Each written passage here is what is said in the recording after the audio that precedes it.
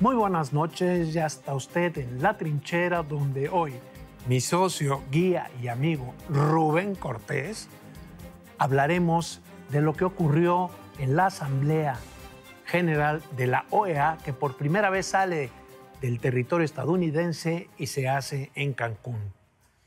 Esta reunión, usted lo sabe, giró alrededor de lo que está pasando en Venezuela. Había una resolución para hacer un llamado al gobierno de Nicolás Maduro para que retirara esta necedad que tiene de crear una asamblea constitutiva sumisa, que sacara a los presos políticos de la cárcel, que no reprimiera a los jóvenes, pero desgraciadamente no se logró la votación requerida. Solo se juntaron 20 de 34 votos posibles, se necesitaban 23. Todo esto ha traído una serie de interpretaciones de si Venezuela salió victoriosa o no de esa reunión. Rubén, muy buenas noches, qué gusto. Hoy estamos nada más tú y yo vamos a hablar de este tema. Y esta noche vamos a estar de acuerdo tú y yo. En todo. Fíjate que yo creo, Pancho, que es una victoria del derecho internacional, no una victoria de Venezuela. Yo no lo vería así. Venezuela es un país fracasado, es un sistema ¿De fracasado. Venezuela o del régimen? Sí, del régimen. Bueno, ya uno va confundiendo. Cuando dice La Habana, pues Cuba, pues ya es, automáticamente piensa uno en el gobierno, ¿no? Pero mira, es una victoria del derecho internacional por lo siguiente. Los países que apoyaban la resolución contra Venezuela acumulan 500 millones de habitantes. Los países que logran que no se condene a Venezuela conjuntan 17 millones de habitantes. 5 países.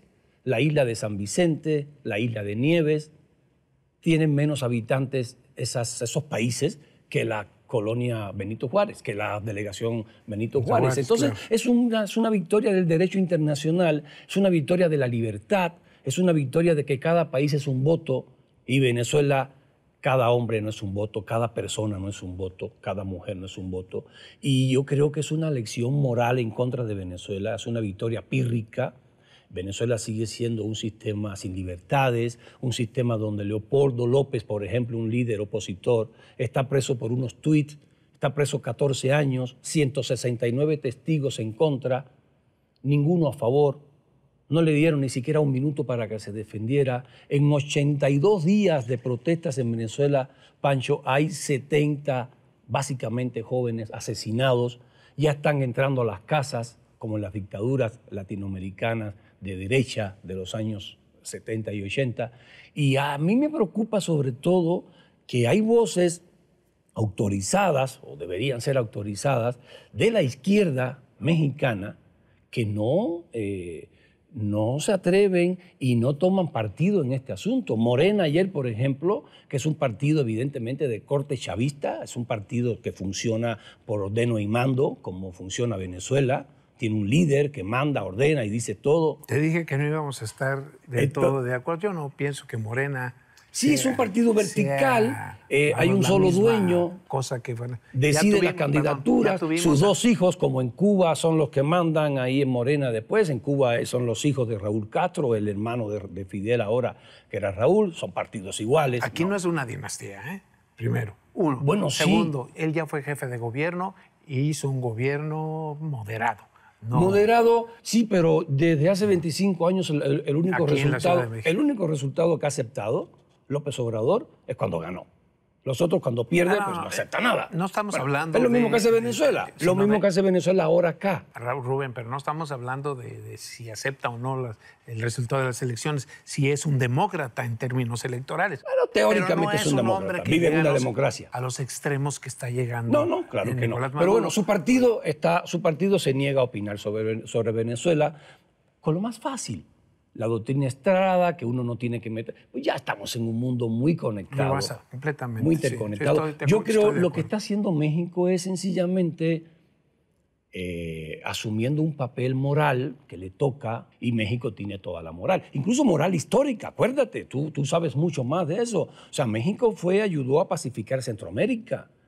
O sea, México fue líder del grupo Contadora que logró pacificar Nicaragua, El Salvador. La última gran jugada diplomática de México fue la crisis de los balseros cubanos. Logró el entonces presidente Carlos Salinas, logró sentar a la mesa a distancia, pero los logró sentar a Clinton y a Fidel Castro. O sea, yo creo que es bueno que la democracia mexicana, que México asuma sin complejos este papel que le toca dentro del concierto de naciones latinoamericanas. Hay que completar, tener todo, the whole picture, dirían los estadounidenses. Acuérdate que México, y eso le reditúa en prestigio, fue el único país que se rehusó a romper con tu país cuando en Punta del Este hicieron una reunión y los Estados Unidos exigían, presionaban a todos los países para que se rompieran relaciones con Cuba. México fue la excepción. En Cuba nos enseñaban de pequeño, en la primaria, de las primeras cosas que nos enseñaban en Cuba era la honrosa excepción de México en el asunto de la OEA.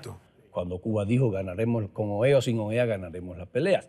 Pasó mucho tiempo y México yo creo que debe seguir siendo ese país que mantiene una honestidad democrática.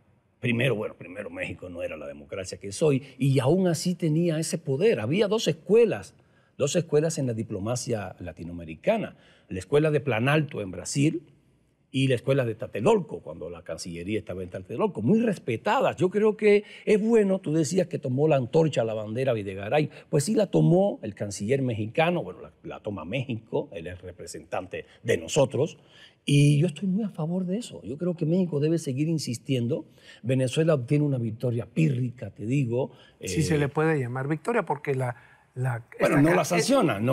Esta canciller, verdaderamente con un lenguaje de cartón de hace 40 años, hablando de perritos. Y ofensivo.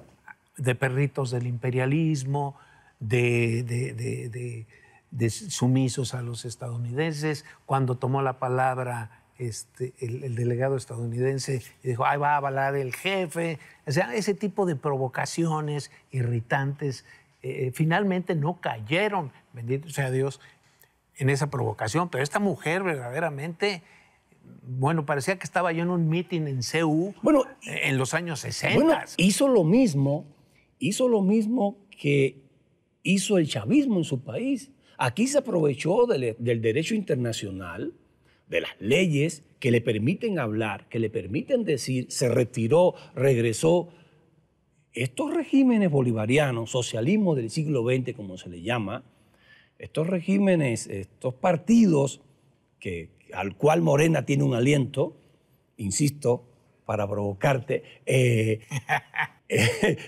pues estos partidos lo que hacen en sus países, socio, es valerse del Estado de Derecho, valerse de las libertades que propicia este Estado de Derecho para llegar al poder, cambiar las constituciones. Tú hablabas de la constituyente, que es de mentira, o sea, es falsa. Es para hacer un sistema de partido único. Es para tener una asamblea bajo tu control, con tu gente, con los que tú elijas. Claro. Es decir, no puedes desconocer, es como si alguien llegara... No voy a ubicar ese ejemplo, pero aquí en México, y de repente dijera, se disuelve la Cámara de Diputados y la de Senadores, y vamos a hacer otro y vamos a poner otros que sean más... Y que resuelvas los problemas. Claro, y que resuelvas los problemas a mano alzada en el Zócalo. Otra vez la alusión, pero bueno. En mi terror, en mi pánico. Acuérdate que yo vengo de allá, ¿eh? Ese perro ya me mordió. Claro, pero no son las mismas circunstancias, no es la misma historia, no tiene... Tiene razón. No puedes establecer paralelismos entre Cuba y López Obrador. Yo creo que no. Para López Obrador, Fidel Castro es Mandela, ¿eh? Y Fidel Castro mantuvo 58 años a un país sin libertades, sin libertad de empresas, sin libertad de movimiento, sin libertad de expresión. Ese es Castro. Bueno, pero es su ídolo. Sí. Hay una liga, ¿eh? Por supuesto que la hay. Claro, porque se tocan, digamos, en ciertos aspectos ideológicos, en esta idea de justicia para todos, etcétera. Pero eso lo te estaba provocando. Sí, sí. Pero finalmente, digo, no es lo mismo. Morena no tiene nada que ver con Venezuela. Este señor Maduro está verdaderamente... Haría bien en condenar Morena, ¿eh? Le ayudaría mucho a condenar lo que está sucediendo en Venezuela, Bueno, porque Morena no lo debe querer para ya acá. hubo acuérdate que a nombre del Morena en el DF sacaron un desplegado de apoyo absoluto a Nicolás Maduro. Martí Batres lo desconoció, que es el jefe de Morena en la Ciudad de México, diciendo, el presidente Morena en la Ciudad de México soy yo. No puede este señor hacer un pronunciamiento a nombre de Morena Ciudad de México. Seguramente porque, como tú bien lo señalas, en Morena no se mueve una hoja si Andrés no da el consentimiento. Es cierto que es un hombre muy vertical, es cierto que pero que también es un hombre que sabe adaptarse, ya lo ha demostrado, y que ha buscado, hoy tiene empresarios que están de su lado, o sea, tampoco es levantar y ponerlo como el fantasma. Chávez también tenía empresarios de su lado, ¿eh? Sí. Y ya no hay empresa privada en Venezuela, ¿eh? Lo que pasa con López Obrador es que ha logrado galvanizar, capitalizar el descontento. Es un político extraordinario, por supuesto. Es un político que lleva en la Ciudad de México 25 años en la brega, ¿no? Y que ha subsistido. Ya apareció el temido letrero de adiós. Mi querido Estaba viendo por ahí, se nos fue rápido, y ojo. eso que no teníamos invitado. La cita, ya lo sabe, el próximo miércoles 21:45 ADN 40, y no se olvide, sábado 11 de la noche, Azteca TV, la segunda parte, el segundo episodio de esta gran serie que está volviendo a poner sobre la mesa aquel famosísimo error de diciembre, del cual todavía, y a pesar de todo, no tenemos claridad. Muy buenas noches. Gracias, Rubén. Pues Dios, muchas gracias.